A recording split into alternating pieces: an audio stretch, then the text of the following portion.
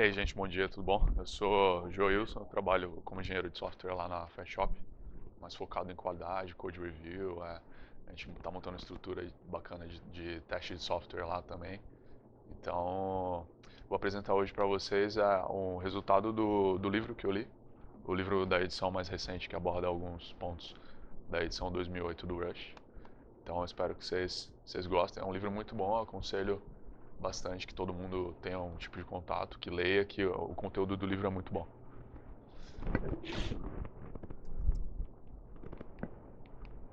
Pô, acho que tá muito longe.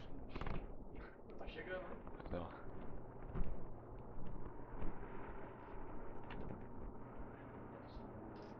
Tem que ver se clica na apresentação pra ver se acha. Estava funcionando agora.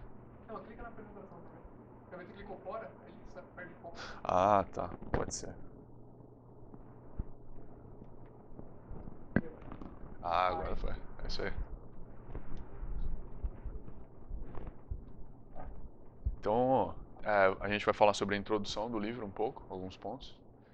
O capítulo 2, que é eles mostram como você programar um joguinho, alguns conceitos, padrões de linguagem de programação, algumas estruturas de dados, o conceito de ownership também, que aborda o capítulo 4, usando structs, né? Então vai falar um pouco sobre structs, os impulsos, como que você associa os métodos às structs que você cria.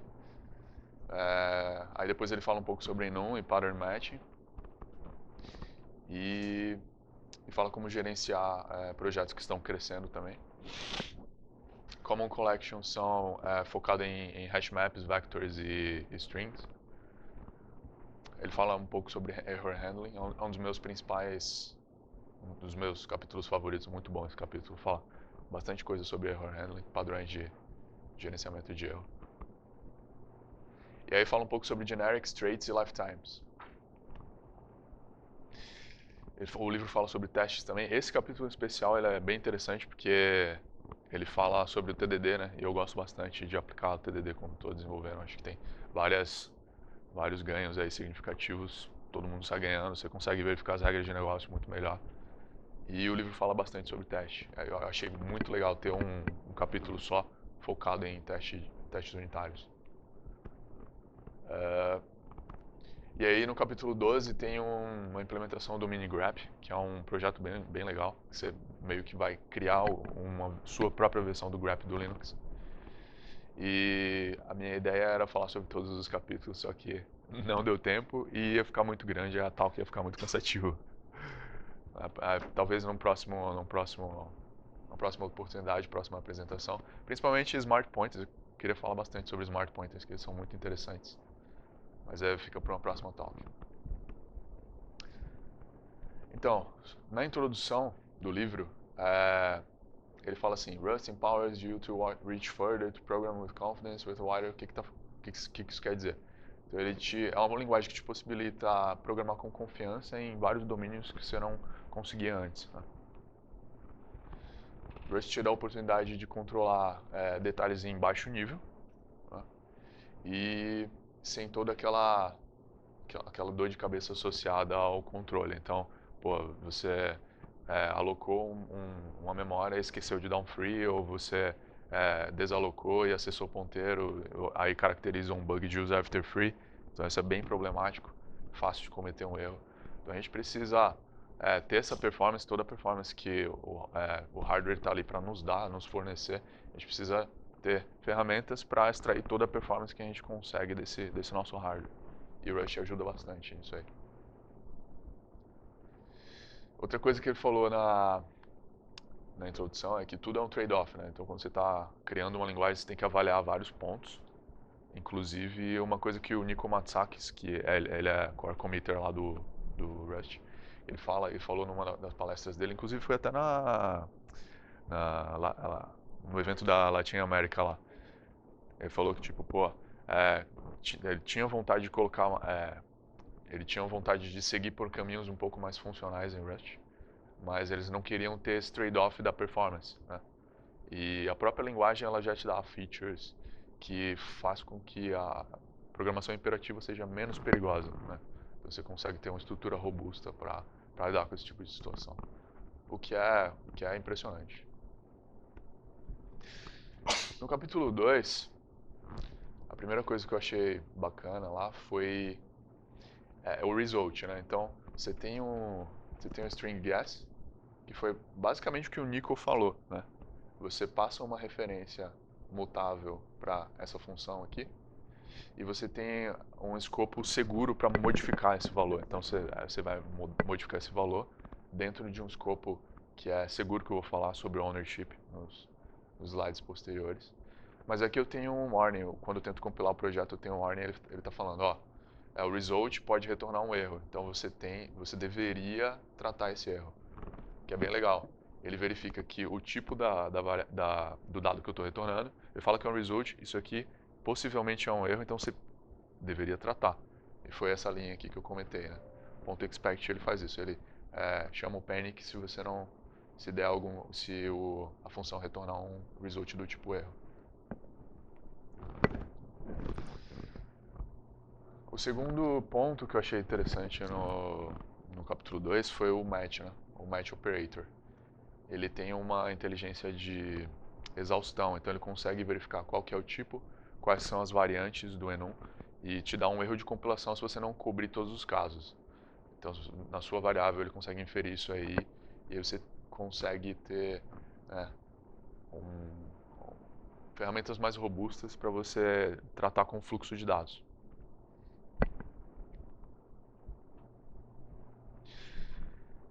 No capítulo 13 ele fala isso que eu achei interessante, né? Com estruturas de dados menores, você pode criar código que é mais funcional e é mais simples pensar, são abstrações mais simples de pensar, na maioria das vezes.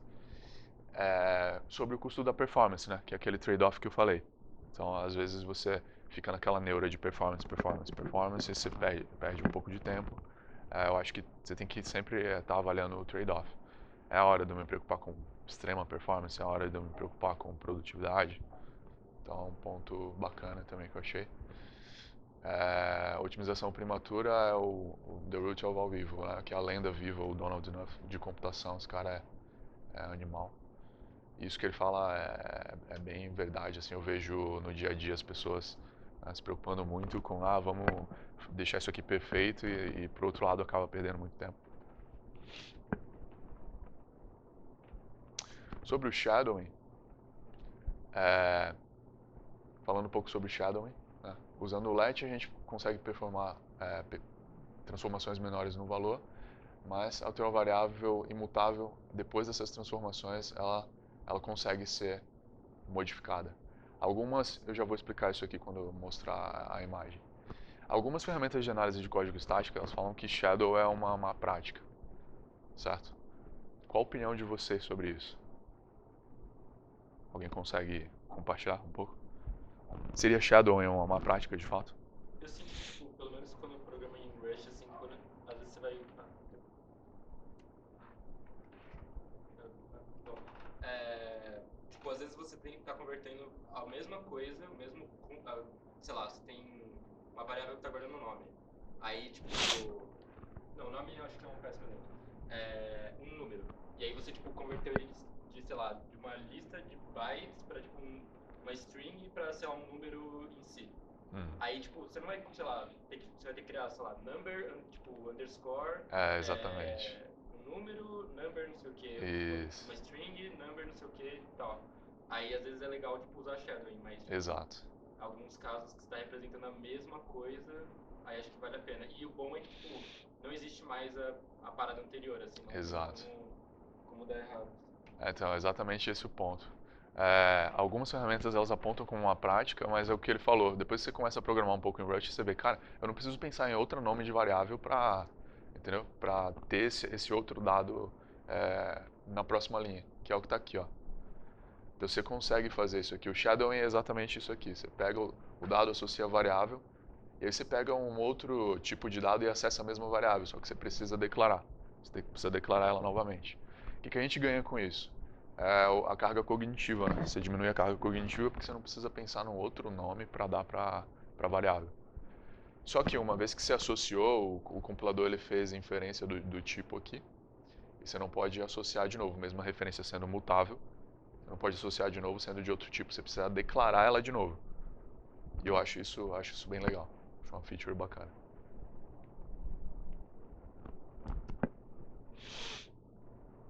Uma outra coisa que fala nesse capítulo que eu achei bem interessante e muito sério, é que quando você compila com o código, seu código com a flag de release, o Rust ele não verifica integer overflows, né? Então precisa ter um pouco de cuidado com isso. O que acontece aqui? Eu fiz esse teste, então eu inicializei uma variável com 0, uma ou 8, né? Então tem 256 valores possíveis aqui. E aí fiz um range, fiz o overflow de 1 e fiz um print. Então eu forcei um integer overflow aqui para ver o que acontecia. E aí o que acabou acontecendo? De fato aqui no projeto, quando eu compilei em debug, ele gerou um panic. O processo foi terminado. Aqui não. Aqui o valor que seria em teoria 257 foi 1. Né? Então ele fez um wrapping do complemento de 2. E isso pode gerar alguns problemas. Por que eles fizeram isso? Provavelmente por causa disso aqui, ó. Porque em debug mode, o código que ele gera, ele faz uma verificação em toda a iteração. Então isso acaba sendo custoso computacionalmente. Né?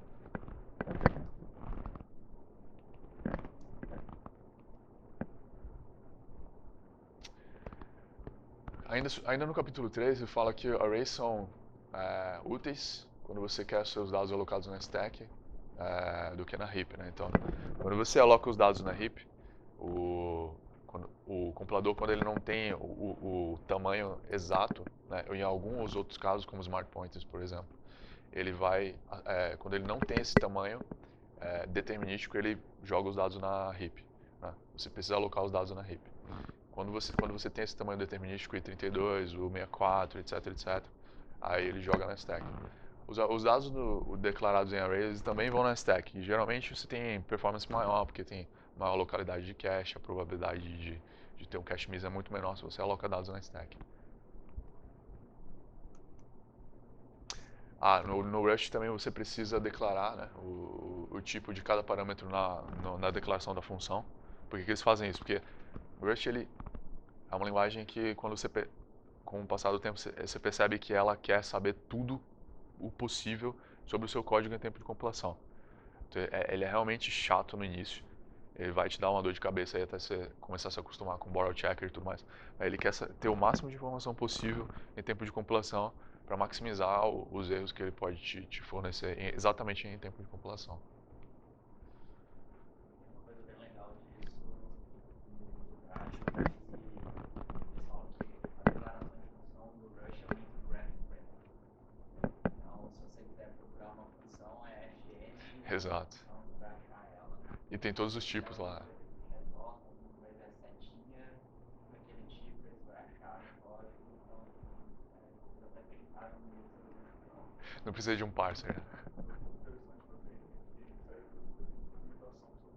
Sim.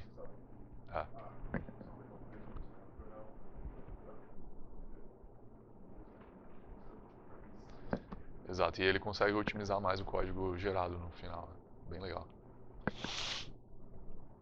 Cara, tem um to-do meu aqui, eu não acredito nisso. Eu esqueci de fixar esse to-do.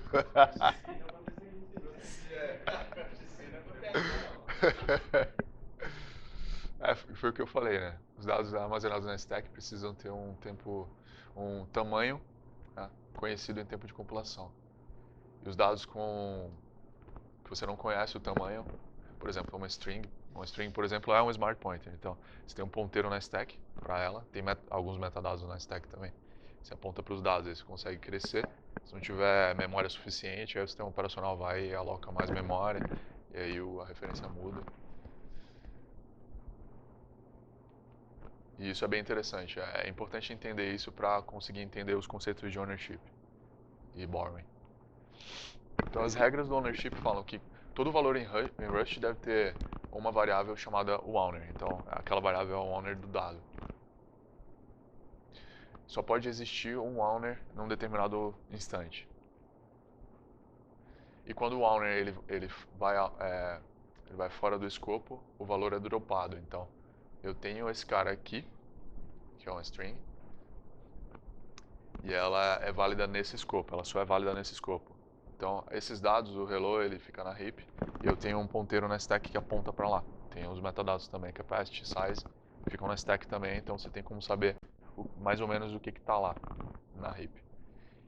E quando, diferentemente das linguagens que tem garbage collector, o que elas fazem? Você aloca as coisas e o garbage collector decide quando desalocá-las. No Rust não, no Rust as coisas elas são desalocadas quando você sai do escopo. Então aqui ó, tem uma chamada implícita de uma função chamada drop. Então drop que vai fazer que vai liberar essa memória que está na heap.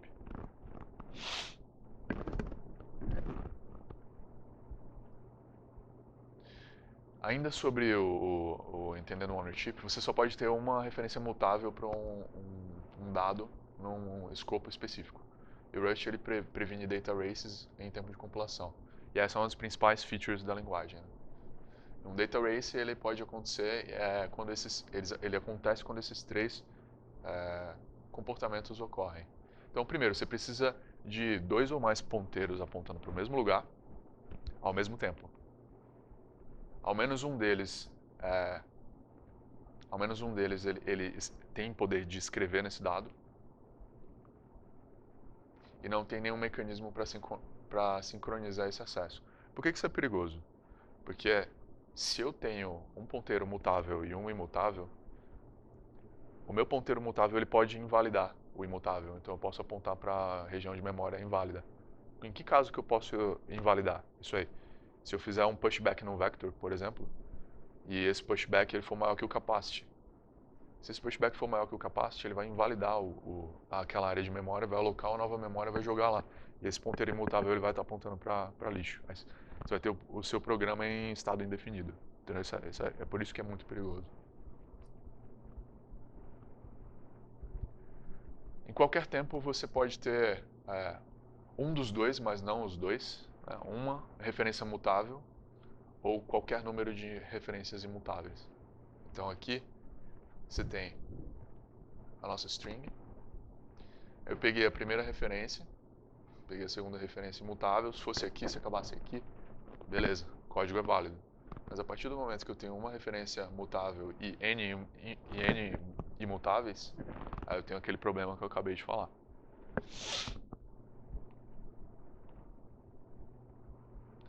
Falando um pouco sobre structs, né? Então as structs no capítulo 5, você consegue criar, agregar, né, os seus dados, agrupá-los. E os métodos deixam você especificar o comportamento das instâncias das suas structs. E as funções associadas deixam você colocar em namespace a funcionalidade que é particular a struct, sem ter que criar uma instância. Então seria meio que um método estático em outras linguagens. Então a coisa legal que eu achei, né, nessa estrutura é que aqui você tem a sua struct usuário, aqui você tem a função associada, então essa função aqui você não precisa criar uma instância, né, para rodar. E aqui, nesse caso, eu tenho uma outra função. E geralmente em outras linguagens o que você tem? Você tem a classe. Então a classe ela tem os atributos e os métodos. Então elas meio que acoplam os dois. Você não consegue usar os dados separados dos métodos. Isso é bom por um ponto, se você quiser encapsulamento, existem formas de implementar encapsulamento em Rust também. Mas eu acho legal essa liberdade de você poder usar os dados. Se você quiser usar os dados, você usa só os dados. Se precisar dos métodos, você usa os métodos. Ele te dá essa liberdade de escolha. Eu acho isso muito, muito interessante. Eles não estão acoplados diretamente. Sobre enums, eles são parecidos com algebraic data types, né? Então você tem esse conceito em programação funcional, que é bem legal, bem poderoso. Você tem que converter o option T para um T antes de você performar operações com T. Então o que é o option? O option é só um wrapper. põe um wrapper de alguma coisa, então ele tem duas variantes, o sum ou none. O sum é a variante do dado que você precisa, ou none é uma variante sem dados associados. Tá? Então, por que isso é importante? Por causa disso aqui, ó. Você não tem como ter uma referência nula. Você não tem como chamar alguma coisa nula. Por quê? Porque ele sempre vai estar dentro desse wrapper. Para você pegar, para você ter acesso, você precisa pedir, né, acesso a esses dados. Então, uma vez que você tem certeza que você tem esses dados em mão, aí você pode chamar o que você quiser. Vou falar uma pergunta. Você sabe dar um exemplo de Algebra Type nas linguagens funcionais, só para ter uma ideia? Porque eu manjo um pouco assim. Então, Se fosse me explicar, foi muito complicado também. não. Um tipo algébrico é um tipo que você consegue fazer associações e desassociações. Então, por exemplo, eu tenho alguma coisa, um tipo T, é igual a alguma coisa, alguma outra coisa, alguma outra coisa ou alguma outra coisa. Ou a união ou a intersecção. Entendeu? Aí isso varia de linguagem para linguagem. Tem os intersection types, tem union types. E os intersections, geralmente é quando você quer... Tem uma coisa parecida em traits que eu vou mostrar depois. Quando você quer juntar, fazer um merge, aí você tem o intersection types. Então ele faz um merge de todos eles. Quando você tem um union, por exemplo, você usa um deles. Não pode... É uma disjunção, né? Você usa o dado que você precisa usar de forma isolada. Isso é bem interessante quando você precisa fazer algo similar a um enum, né? Quando você precisa ter esse tipo, ter tipos no mesmo grau de abstração, e você precisa fazer um handling para todos eles, um handling específico.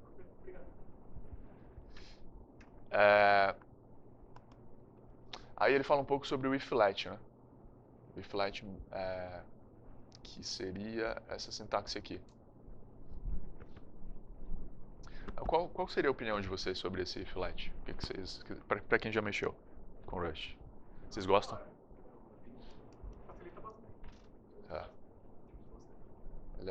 Ela é legal, mas não sei, eu acho que eu prefiro o match. Eu prefiro o match, eu acho. Acho que só vale usar ele quando você tem uma coisa só. Isso. Uma coisa. Porque fazer um match para um só é bem esquisito. É, então. Agora, quando você tem Para esse caso, sim, mas cara, eu gosto muito do match. Tem menos físico, inclusive. Eu uso o Match até pra bojando, às vezes. Então, eu gosto muito dele, cara. Match por Eu compartilho da mesma... Então aqui a gente tem um enum, né? E isso aqui está na biblioteca padrão, né, do Rush. Então você tem as variantes, o V4 e o V6. E aqui, nessas variantes, você tem um dado associado, tipo de dado associado. São duas estruturas de dados diferentes. Então, para cada um você tem um dado associado. Cara, isso aqui é genial também, ó. É muito útil. Eles colocam o tipo no lugar que ele deveria estar, né? No nível de abstração que ele deveria estar e cada um associado com o seu struct. Eu acho isso fenomenal.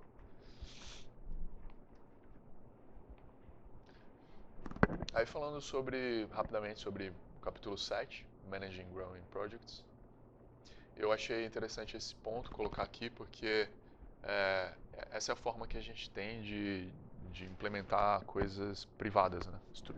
Structs privadas você coloca dentro do módulo e aí fora do módulo você consegue controlar o acesso, né, com as keywords pub,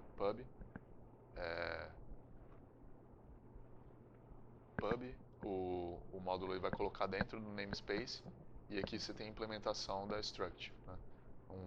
Uma função associada a essa struct. Eu achei interessante.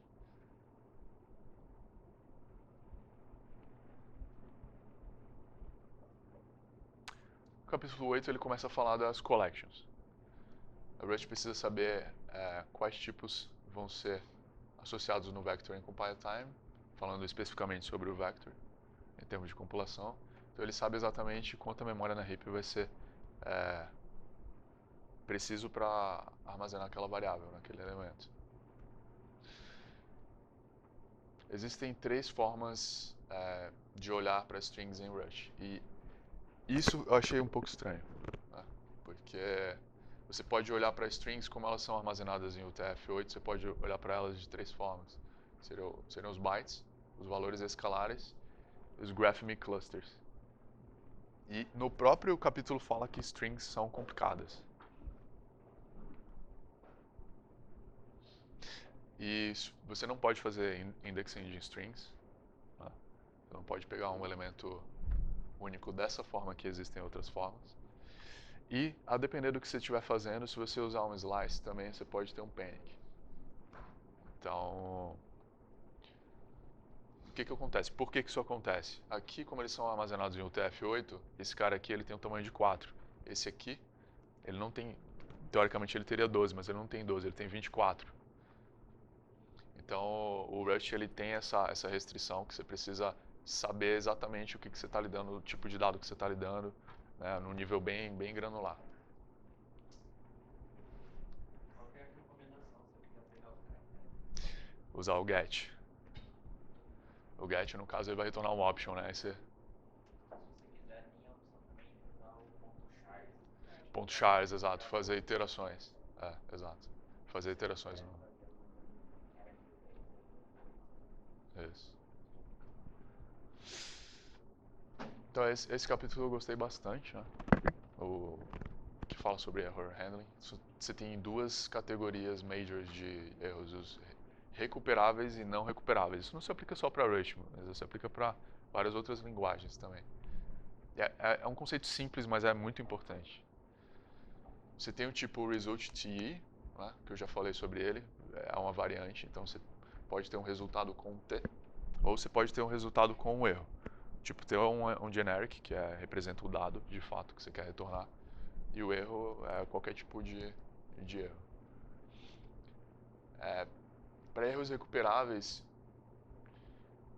Rust tem o tipo result.te para erros recuperáveis e o panic, que é para o fluxo de execução. Então, você chamou o panic, ele para o fluxo de execução, aborta e já era. Esse padrão de propagar erros é tão comum em Rust, né, o result, que ele provê um question mark operator.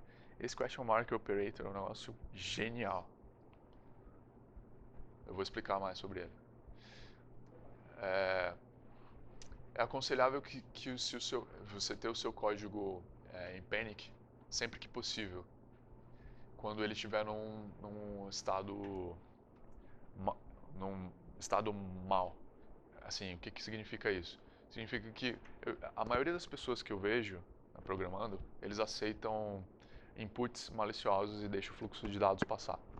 Então você tem dados aí que você não espera, cara. Você passa como parâmetro dados que você não espera, chama o panic. Aborta o fluxo de execução. Entendeu? Não fica tentando fazer management daquilo e passar para as outras layers de execução. Aborta. Que é o que está falando ali, ó. Se alguém chamar o seu código e passa os valores que não fazem sentido, a melhor forma é chamar o panic. Chama o panic e aborta o processo. Sobre o question mark, só para colocar um comparativo, se a gente fizesse o handling normalmente com os operadores e tudo mais, eu teria esse código da esquerda. Usando o question mark, eu tenho o código da direita. Eles fazem a mesma coisa. Então é um padrão que se repetia muito, esse tipo de handling aqui. Então eles criaram uma forma de abstrair esse cara com um operador. E esse cara é muito útil, bem legal mesmo.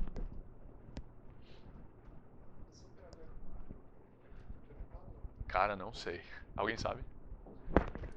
Pergunta interessante.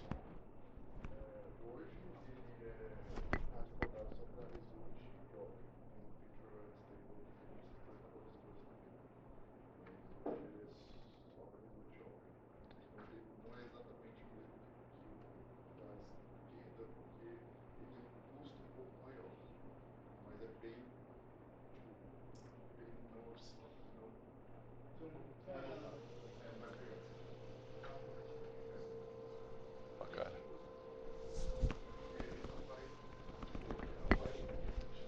Só um syntax sugar, mas não é exatamente pro match, porque tem mais coisa que tem que fazer, umas coisas assim. Mas isso é feito em tempo de compilação? Então, aquele negócio, tem um custo um pouco maior, mas é tão insignificante que ninguém vai ligar pra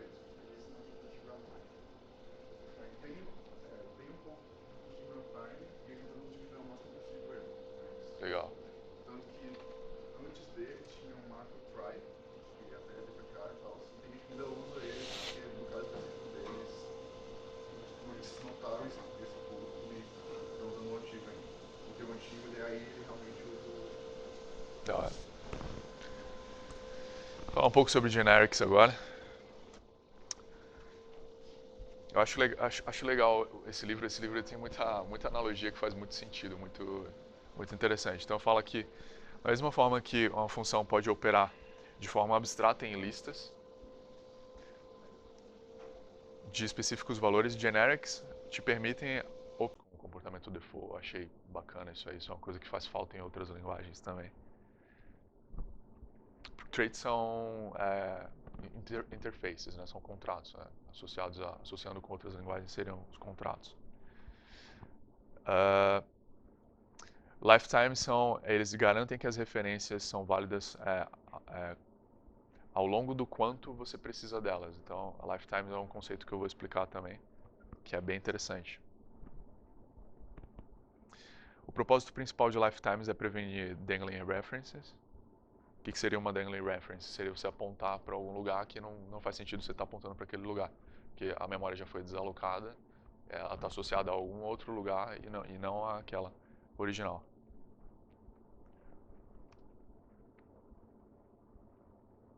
E essa definição, acho que é a definição mais simples para você entender o que é um lifetime. Ele conecta os lifetimes de vários parâmetros e dos valores de retorno também. Então aqui a gente tem um exemplo de uma função implementada de forma genérica, então você tem que explicitar o T aqui. E você tem uma lista de referências para T e retorna o tipo T também. Quem acha que esse código compila, levanta a mão. Esse aqui.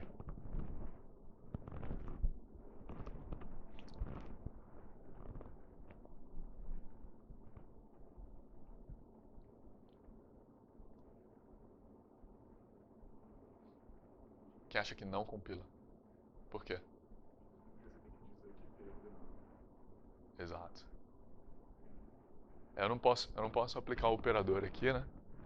Se eu passo um objeto, por exemplo, o que eu vou fazer com esse operador de maior? Preciso implementar a interface que me diz, que me dá a capacidade de sobrescrever o comportamento desse operador, que aí de fato eu vou ter um generic legítimo. Né? Aqui eu tenho um exemplo de uma trait com um comportamento default. Então essa aqui seria a interface em outras linguagens. E aqui eu tenho um struct chamado tweet, que foi o que usaram no exemplo lá do livro. E nessa struct eu estou implementando essa trait para essa struct. Então agora ela tem um comportamento de um summary. Né? Está sobrescrevendo o default.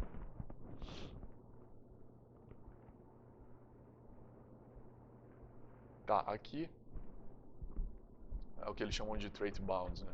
Então eu tenho a capacidade de receber como parâmetro alguma coisa que tem um determinado comportamento. Esse aqui é o syntax sugar, né? Impulse summary. Então eu recebo qualquer coisa que tenha esse comportamento summary via parâmetro.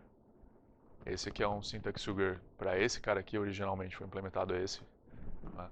Que seria um generic, que aceita qualquer coisa summary, e ele como é um generic, eu tenho que explicitar aqui também. E o conceito que o William perguntou, de intersection, que algumas linguagens usam, é exatamente esse aqui, ó. Então eu posso receber alguma coisa que tenha múltiplos comportamentos, né? No display, no summary, aqui também, implementando do outro jeito. Isso aqui faz a mesma coisa, esses dois fazem a mesma coisa. Só que aí quando começa a sintaxe a ficar um pouco estranha, a linguagem ela te dá a capacidade de explicitar isso de uma outra forma. Pô, eu estou recebendo um tipo T, um tipo U, retorna um i32, onde o tipo T ele tem esse comportamento aqui. E esse tipo U tem esse comportamento aqui. E é bastante útil isso aí. Opa, faltou. Então, falando sobre lifetimes, o que está acontecendo aqui? Esse exemplo do livro foi bem legal. porque dá para entender de fato como funciona o fluxo. Então você declarou o R aqui, então o lifetime dele iniciou aqui, certo? Estou dentro desse escopo. Abri um escopo novo, eu criei esse cara aqui que tem esse lifetime, B. Então nesse caso aqui eu peguei uma referência para esse cara, que está na stack, e coloquei aqui. Beleza, ótimo.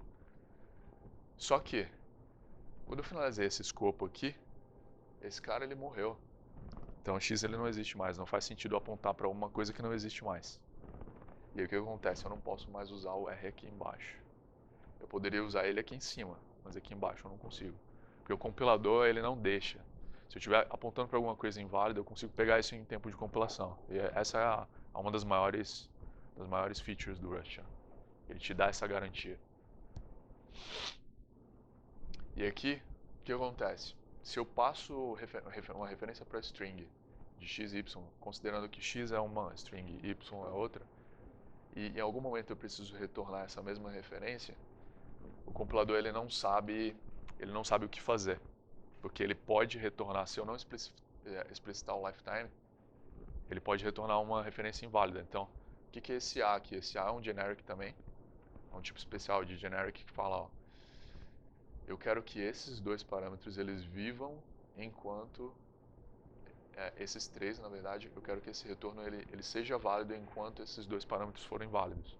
Então, se por acaso eu tiver passar como parâmetro alguma coisa e um desses dois não tiver um lifetime suficiente, aí eu não consigo compilar. Eu preciso anotar.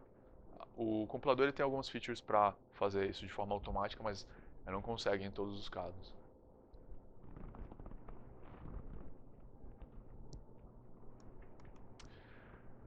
Rust foi feito com alto grau de preocupação, né, sobre a corretude dos programas.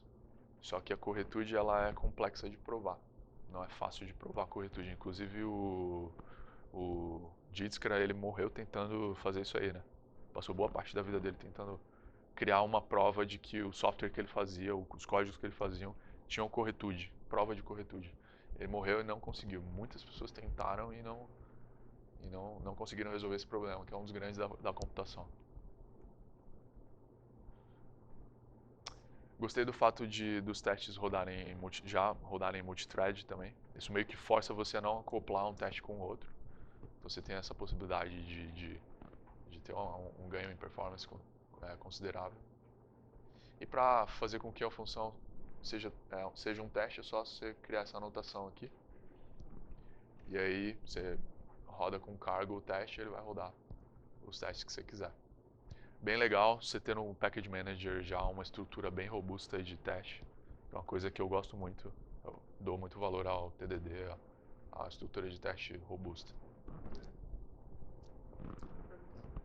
Cada teste roda uma nova thread, isso é tipo, eles criam muitas threads, um para cada Então, teste. essa é uma pergunta que eu tenho, não sei. Porque ia ser bem interessante. Porque, então, se eu tiver 2.000 testes, ele pegar uma thread e associar para cada uma, você vai sentar a sua máquina. Né? Será que ele não faz NM, tipo, gera X thread para determinado de ports, de ports você tem, distribui? Então, provavelmente. Coisa dá pra estudar, se alguém souber. Então, Ele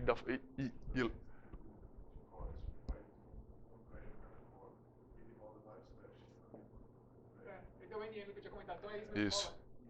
Boa. Valeu, Felipe. Então. Aham. Faz X de uma vez, assim. E aí ele vai, quando ele termina um, ele já coloca o outro. E sempre que você instala alguma coisa, o cooler da sua máquina. Então, se não me engano, isso aqui eu tirei exatamente do livro do jeito que tá. Então provavelmente está errado isso aqui no livro. Each test is run in a new thread. Ou pull request. É. E aí o capítulo 12 tem esse projeto que é construir o seu próprio grep, né? Bem interessante pra caramba. Uma coisa interessante que eu meio que já sabia, mas nunca tinha prestado atenção, é que nesse teste você vê que você vai passando tupla como parâmetro, lá dentro você destrói a tupla, retorna a tupla, aí você tem que ficar construindo, destruindo, construindo, destruindo. O que tá falando aí que eu achei bem interessante é que, pô, se já que você tá construindo e destruindo uma coisa, você tá trabalhando com a abstração errada. Por que não pegar e agrupar esse cara num struct e aí você fica movimentando o struct? Eu achei bem bacana. Não tinha pensado nunca por esse ângulo. Bem legal isso aí.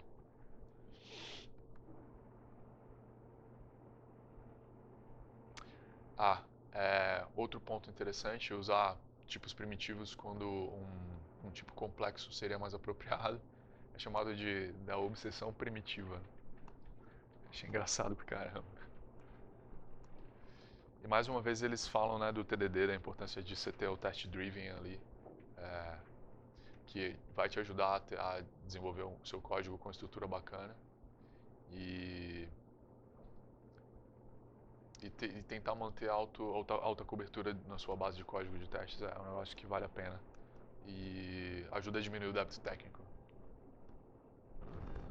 Então, sobre as conclusões, como eu falei para vocês, eu queria ter abordado mais capítulos do livro, né, que é bem interessante mesmo, recomendo a leitura e provavelmente numa próxima talk eu vou abordar os outros, mas as conclusões que eu cheguei lendo o livro e com a experiência que eu tenho com o Rush até hoje são essas.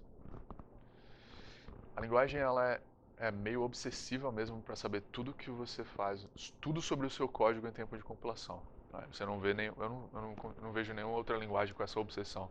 Por saber todos os dados possíveis do seu código em tempo de compilação, fazer todas essas inferências. Isso é bem legal.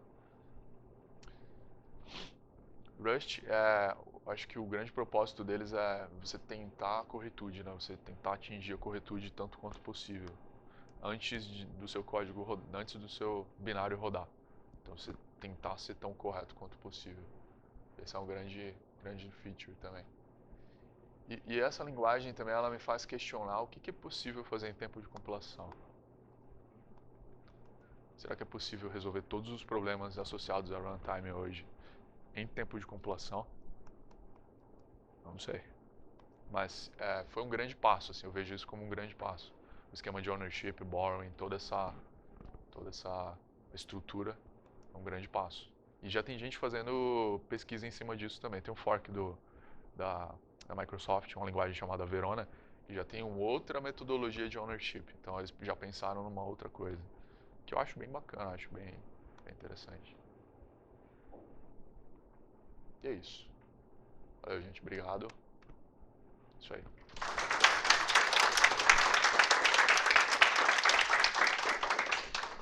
Tem alguma dúvida, alguma coisa?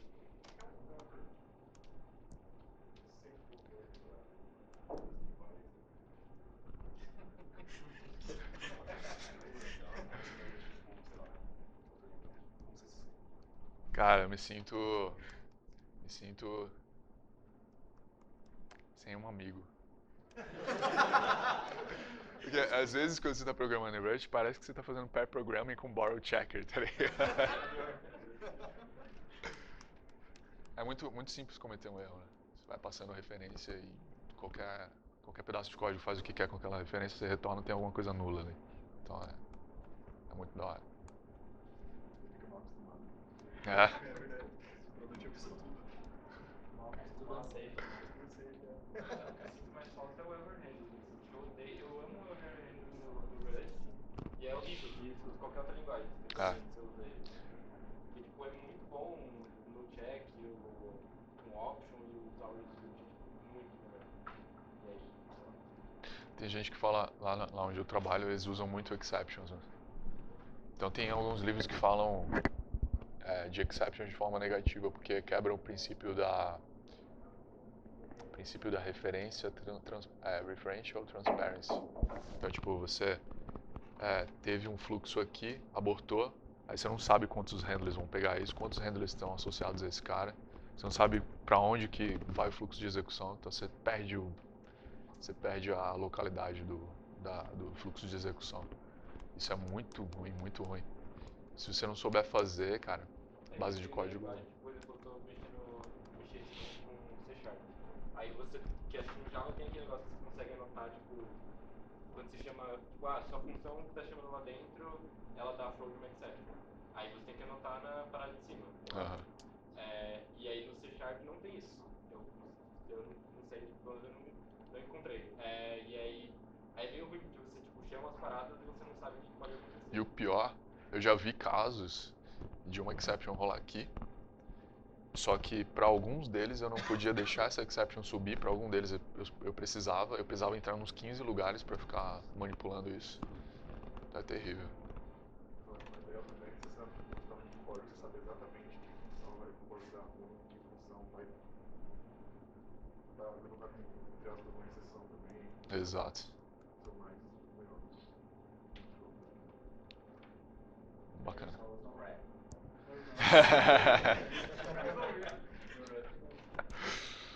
Você ia perguntar alguma Eu coisa? queria fazer um comentário. Você comentou bastante aqui de que o Rust ele quer saber tudo em tempo de compilação e tal. Isso é uma coisa legal.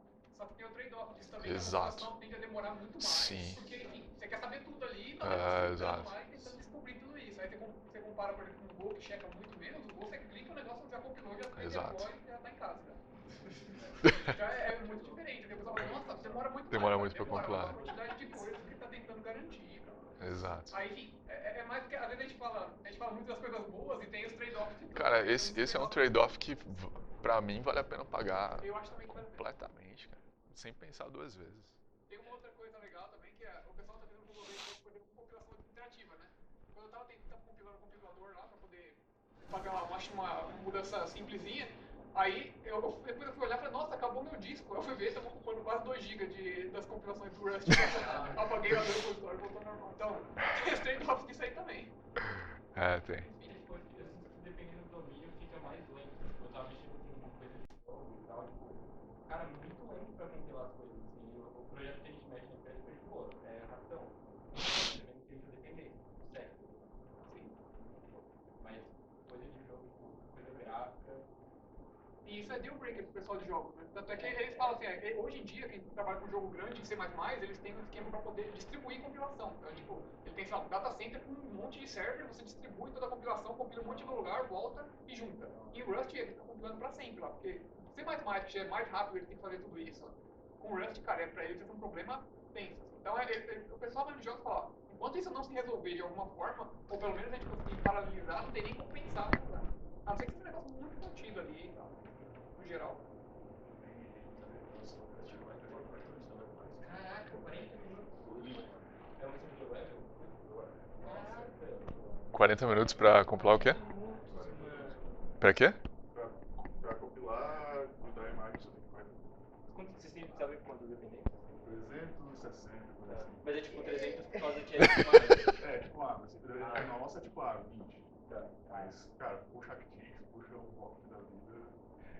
Explode. Ele tá tirando isso. Pô, inclusive. Oh, Não, isso eu tô Qual dando tamanho no da máquina notebook. você tá buildando isso? Isso eu vou buildando no MacBook Pro da vida. Não, beleza, mas aí você há de concordar comigo que em 2 pesos, 2 medidas, mas para todos os efeitos, na hora de tu fazer toda a parte de verificação.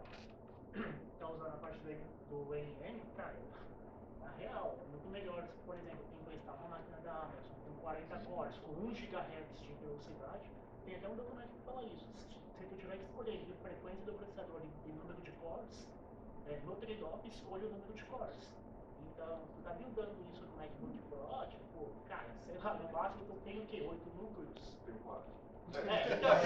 Então, eu só acho, maybe, perhaps, que o problema tá sendo um MacBook e não tá sendo o compilador. Imagina assim, bola, né? Não, sim, mas tipo, 4 núcleos. Vai escrever em JavaScript. tem que dar uma. Sim, eu vejo que, por exemplo, mesmo você pega um modo, se você pegar uma outra linguagem, no geral, faz muita verificação ahead of time compilation, como Scala, por exemplo. Você pega Scala com SBT, cara, leva miséria também para você poder buildar ela. Se você não tiver isso, se você não tiver, digamos, uma máquina decente para você criar o build. Então, legal, eu entendo, mas eu não sei se, não acho que exatamente é um problema do Rust só.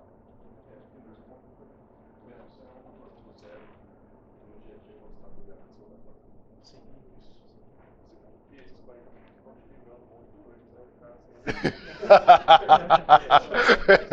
Eu queria perguntar, o Rust tem compilação incremental? Tem. Tem. Um programa chamado SS Cache. Dá pra pode fazer o upload dessa situação incremental, claro, S3, SCS. E aí, na próxima vez que você rodar, ele vai baixar. Baixar e rodar. Então, como o Mozilla usa isso. Não, a gente não usa. Deixa eu fazer uma pergunta, mas por que tu buildando no MacBook Pro em vez de buildar numa máquina decente? Cara, você precisa às vezes. Mas. E, tipo, como o Michael falou aqui dos 2 GB, eu sempre fico limpando os dados VGA, porque senão 6 seu HD. E tem algumas coisas que são chatas, tipo, tem o cargo clip, que eu não sei se eu fiz alguma coisa errada, mas por algum motivo ele, tipo, você roda 2 vezes, ele não mostra os erros. E aí, tipo, você tem que dar cargo clean, e o cargo clean apaga tudo, e, tipo, tá compilado. E aí eu tenho que, tipo, às vezes eu quero ver se tá funcionando o clip aqui, aí eu dou o cargo clip, aí ele, não tem nada, aí eu limpo tudo, rodo o clipe, ele compila tudo de novo, e aí depois eu verifico os erros. Ele só dá erro quando ele compila. Então, se nada mudou, ele não compila de novo. Então, se você só mudar uma linha do arquivo e muito compilar chato de novo, aí ele vai funcionar. Aí toda vez eu já tenho, tipo, cargo clip e tipo... O que eu sugiro é, tipo, que eu tenho lá, tem um scriptzinho que ele apaga só a versão compilada do seu código. Entendi. Porque aí se não aparece as dependências, ele tem que... Sim, aqui é a parte mais chata. Mas o cargo check demora quanto? Você já testou? Pois esse eu não tenho. É 40 minutos no debug mode ou no release mode? Release. Ah, Eu me marquei. eu tava pensando só o ciclo de desenvolvimento de 40 minutos. Cara, eu ia congelar, almoçar e voltar. Também, tipo, é difícil ficar compilando o tempo todo. Só que tá usando clique até ele para de chorar. E aí você roda os testes, que é bem mais rápido. A gente comenta o Missing Dogs. Tem um ordem lá de Missing Dogs, a gente dá uma comentada nele. Inclusive você falou do Actix, cara, eu tive um papel decisivo nesse chilique que o maintainer deu lá, porque há 2 semanas atrás eu encontrei um bug no Actix Web, aí ele falou, cara, mas isso aqui acontece com qualquer web server. Eu falei, não acontece, cara, esse é um problema. Ele pegou e fechou a issue. E 1 semana depois deu chilique e fechou. O tenedor da